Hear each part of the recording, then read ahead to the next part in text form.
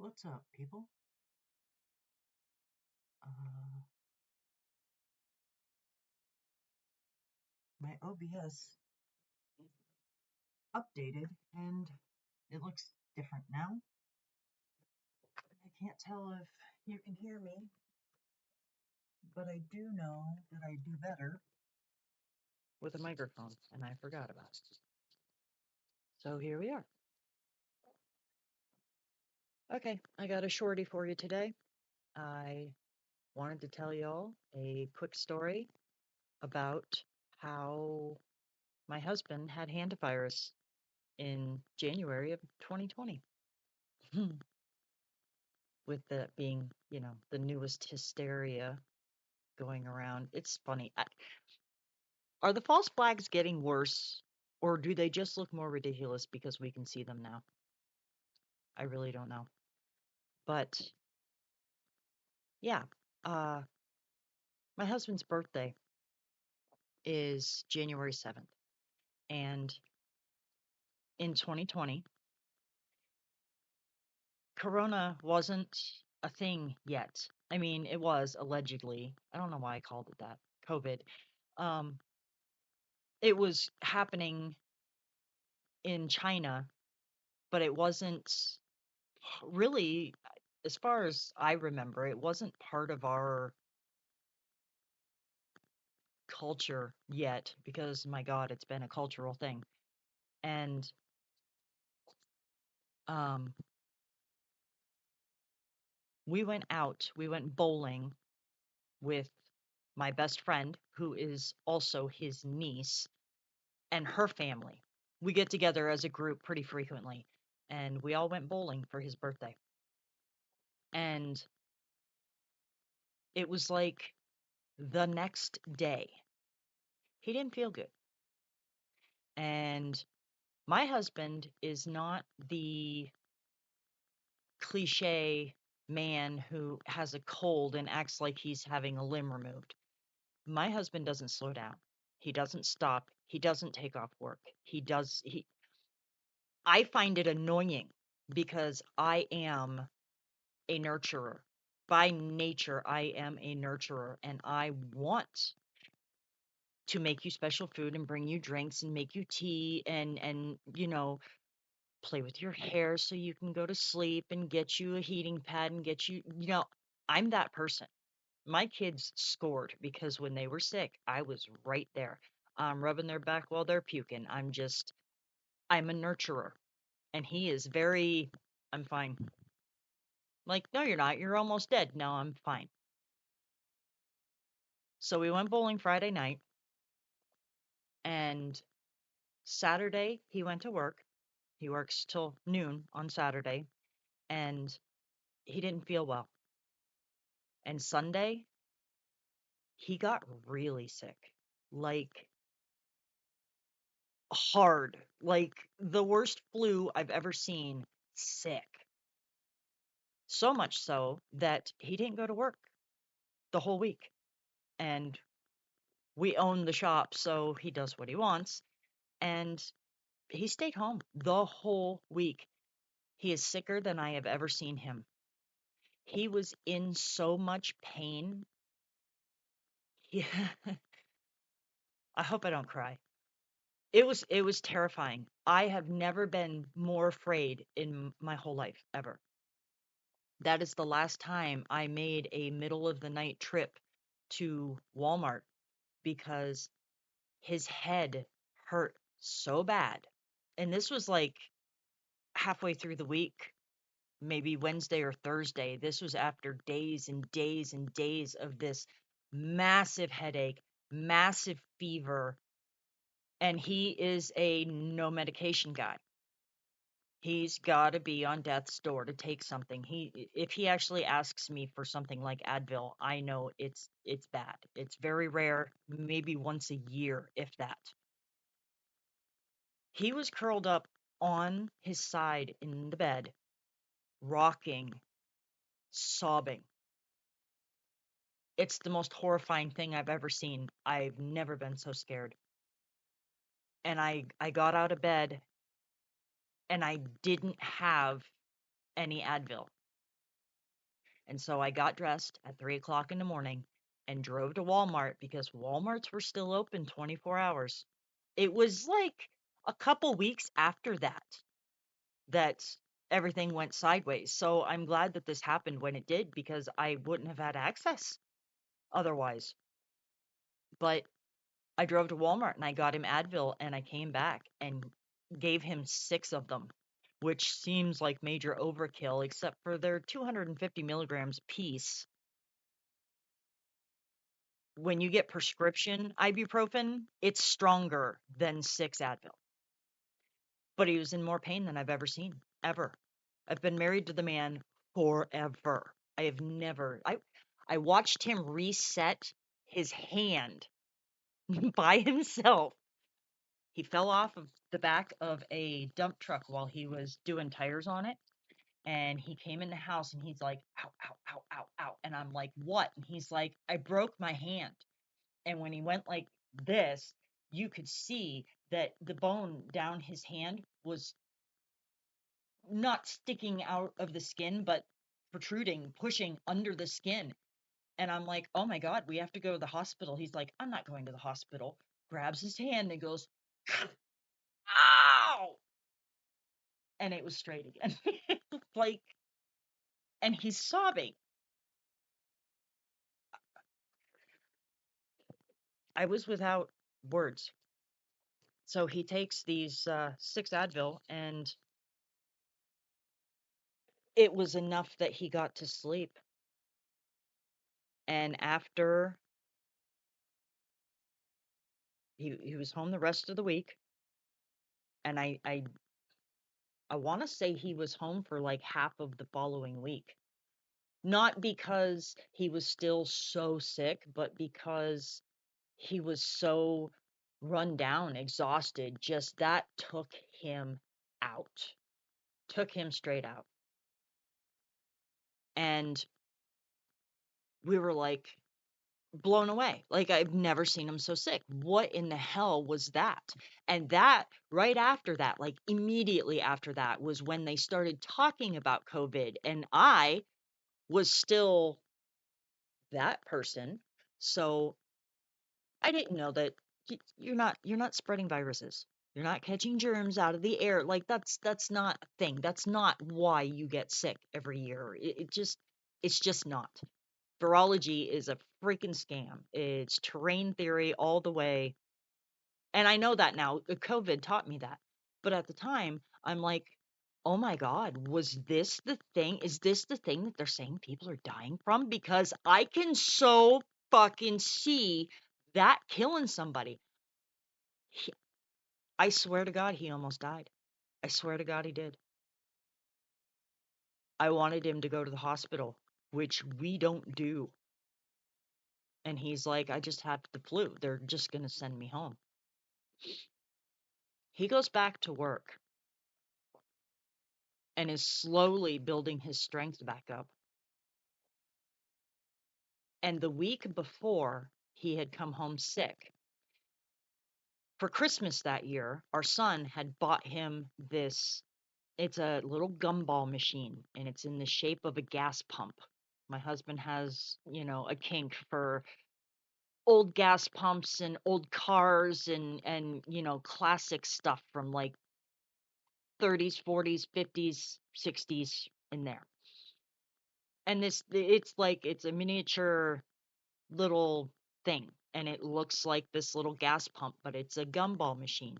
And the top is empty, and there's a little lid that sits on top of it. And you don't actually need a coin, but it has a coin slot, and you turn the thing, and a few fall out, and it turns, and whatever's in there falls out. My husband likes to snack on peanuts, so I bought him some peanuts, and I filled up this little gumball machine, and he would take a handful of peanuts and walk away. Every time he walked into or out of the office, he would stop at the little thing and he ate them all and then refilled it. And he got part way down. And then that weekend happened, and then he was home all week, and he was so, so, so, so, so, so, so sick. I know, I'm being obnoxious about it, but that's what it was like. It was insane. It was fucking insane. When he went back to work, he went to get some peanuts and he turned the thing and the peanuts fell down in his hand and he was like, "Oh, there's dirt in them." It was mouse poop. He had he had to tow a car for the highway patrol, and this car was full of trash. It was full of the nastiest, grossest, like every fast food thing that you can have, just food trash everywhere. And he had to store it inside the garage because the accident was under investigation because someone had died. And so, because normally it would just be out back behind the fence, but because the driver had died, it had to be completely protected until the investigation was over. There were mice in this car. And they got out because all these packages are empty. You know, it just smells like food. So and plus I'm sure they're making a home in there. Well, the mice were going up on the counter and the little lid on top of the gumball machine, it just kind of sits there. And they were pushing the lid off, climbing in, and sitting there and peeing and pooping on top of all of the peanuts while eating them. And he was eating. And that's why he was so fucking sick. And that's why it lasted so fucking long because he definitely had hantavirus. And that's why his head hurt so bad. He literally had encephalitis. He had a swollen fucking brain because that's what hantavirus does to you. People, I understand they're talking about, and it sounds like a scare tactic, but they're talking about how 40% of people don't survive hantavirus, and I 100 fucking percent believe that. 100%, there's not a doubt in my mind that that is the truth, because I believe deep in my soul that the reason he didn't die is because we live such a clean life. Our food is the cleanest food I can get. We don't eat processed foods. We don't use, body products and all the stinky, perfumey shit. I don't have Febreze. We don't have things. I make our deodorant, which is just essential oil and coconut oil, because that's all you really need when your terrain is clean. You don't stink. His feet used to stink so bad that I made him take his shoes off outside before he came in because it was so bad. He would leave his shoes outside and come in and wash his feet. And I was always taught that that's just because men work hard and your feet sweat and you're trapped in your shoe. That is not true. My husband works like a dog, and I would stick my face in his boot. Would it smell like a foot? Absolutely. It would smell like a foot. I mean, it is. There's sweat and what have you, but it doesn't stink. You don't stink when your terrain is clean. And I truly believe that it was because his detox pathways were so clean already that his body was able to push that poison out because he was eating mouse shit all day, every day for like 4 days. He should have died. That's going to make me cry.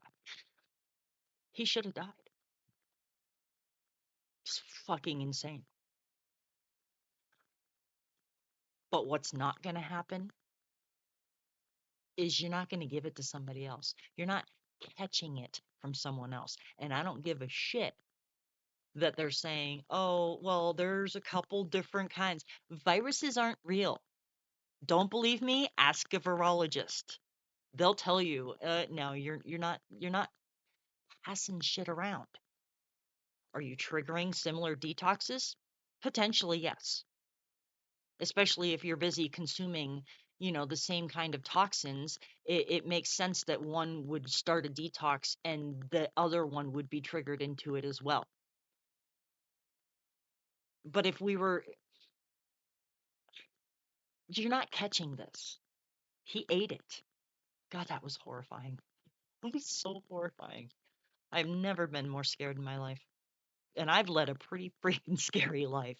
I have never been more scared in my life. I thought he was going to die. So, definitely don't listen to me because I don't know anything about anything. And I'm not a doctor, and none of this is medical advice or, whatever. I am a high school dropout who doesn't know shit about shit. But you're not catching hantavirus unless you're eating mouse shit. Like, so I'm sure anybody watching this right now knows this. Y'all know this stuff. But I just wanted to throw in my 2 cents because I have actually had experience with this. It is horrifying. And it's really wild to me when I really think about it. It was just a flu because the symptoms are all the same. Detox symptoms are all the same. When you're detoxing from cocaine, it looks like a flu. When you're detoxing from all of the toxins and poisons that are in your day-to-day life, it's like, oh, I have a cold. Some people can't go 5 minutes without catching a cold. They catch a cold 20 times a freaking year, and then they say that it's because their immune system is low. That is the stupidest thing I've ever heard. Stop poisoning yourself, and your body doesn't act like it's been poisoned. I go years without catching a cold because I'm not trash.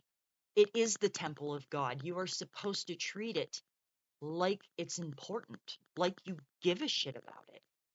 And when you do that, you don't need the constant detox. When I got Rocky Mountain spotted fever, have I ever told you guys this story? I'll blow through it really quick. I must have told you the story because it was one of the most synchronistic, whoa, crazy things that's ever happened to me. I could have died. I could have died, and it was a completely weird coincidence that I didn't. So I went to Colorado to visit a friend, and I was there for a few days, and I came home. And I was home for like a day, 2 days maybe, and I came down with the flu. I caught the flu, sick, sick, sick. And I am also a person who, fevers are good for you. A fever means that your body is working to, make things happen. And I have to be dying to take Advil or something like that. So I had 103.5 fever pretty consistently. I didn't eat. I didn't feel sick, but I wasn't hungry. Like the idea of eating was just absolutely repulsive. I want nothing to do with it. And I was down for 5 days. I couldn't move. I would lay in my recliner in the kitchen, lay in my recliner in the living room all evening with my husband, and then get up and go to bed, and then get up and go back to the recliner. 5 days. And a pounding headache, just like him, pounding headache, and this really high fever. And I ached. Everything ached. All my joints hurt, my muscles hurt. It was just, I was sore. But I didn't have any, nasal issues, nothing in my throat, but which was why I thought, well, I have the flu. I'm not going to go to the doctor. He's going to say, yep, you have the flu. Go home and take plenty of liquids. So I just was trying to drink as much water as I could, which I was just sipping here and there because I didn't want anything. I lost 15 pounds in those 5 days. It was like the longest fast ever.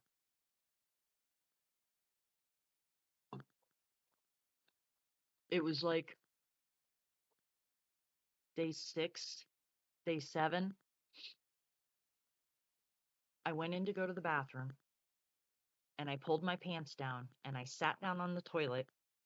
And when I looked down, the top of my legs had this weird, lacy rash.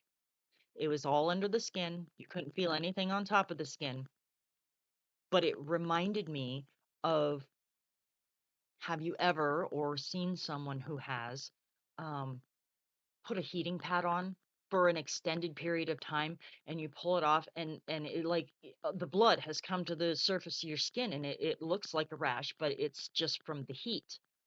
That's what it looked like on my legs. And I was like, whoa, is my fever so high? Which is just stupid.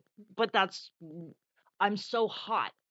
Is my fever so high that it's giving me like a heat rash on my thighs? That's so freaking weird.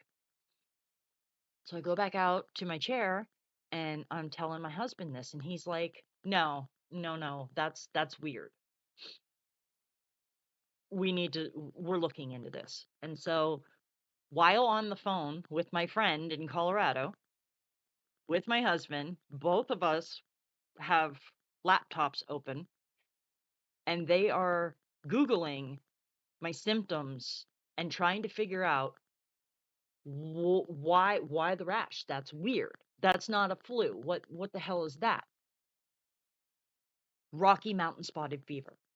And I'm like, are you fucking kidding me? I was just in the Rocky Mountains. Like last week, I was just in the Rocky Mountains. That has to be what I have. And it says, I'm crooked.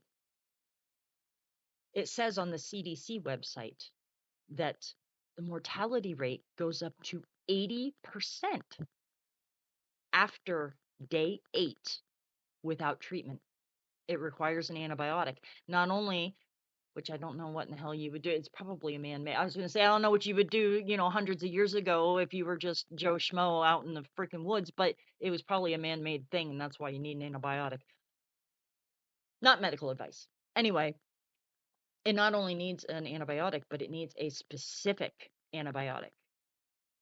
And so because my doctor was the most amazing man in the world, he has since retired, and that bums me out so much I cannot even tell you. But he was a nurse practitioner and he listens to me when I talk to him, and I loved that about him.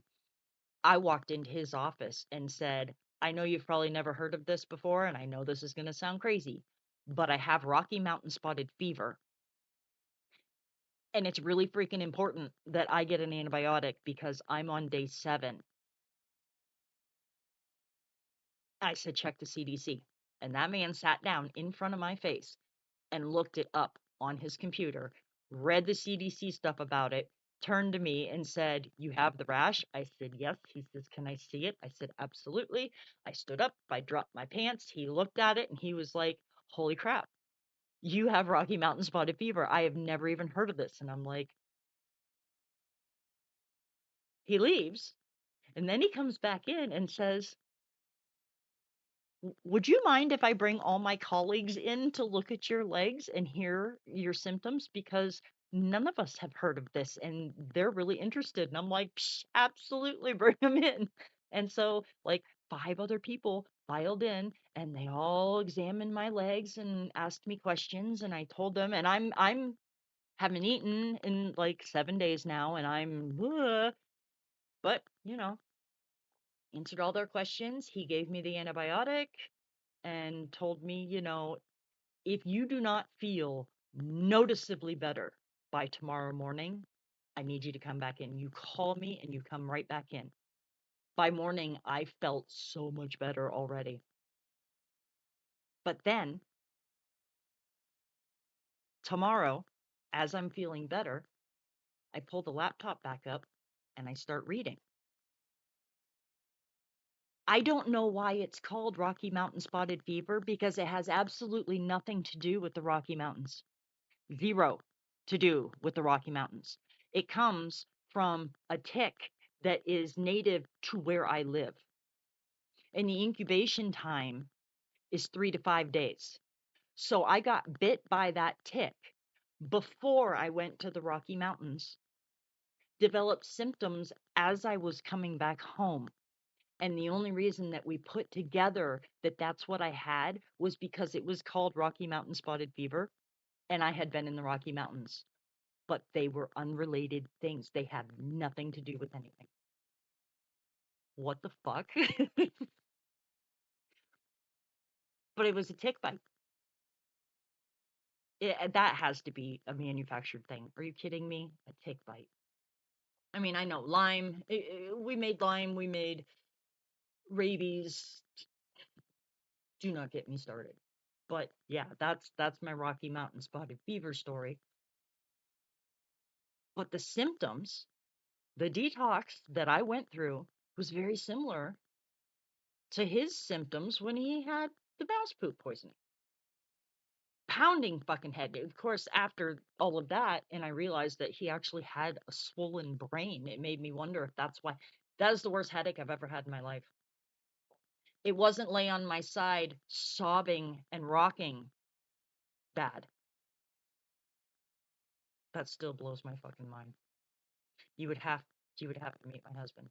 You would have to watch. I've been married to this man for 28 years, and in 28 years, I have never seen both of his hands without at least one black fingernail. Never. Not one time. There is always at least, sometimes there's more, at least one black fingernail. I have hit my finger so fucking hard that I cried. And I've never turned a fingernail black from hitting it. I can't even fucking wrap my head around what that feels like. So him crying is no fucking joke. It is no fucking joke. He is not a pussy. He is the least pussy man I've ever fucking met. He's a little too. He almost pokes the bear at the toxic masculinity. He can be kind of gruff. He's nice to me, but he can be a lot for some people. He's manly man, you know? But it was no fucking joke. So, yeah, but that was the worst headache I've ever had, but it wasn't as bad as his. But it's weird. This poison detox with the same symptoms.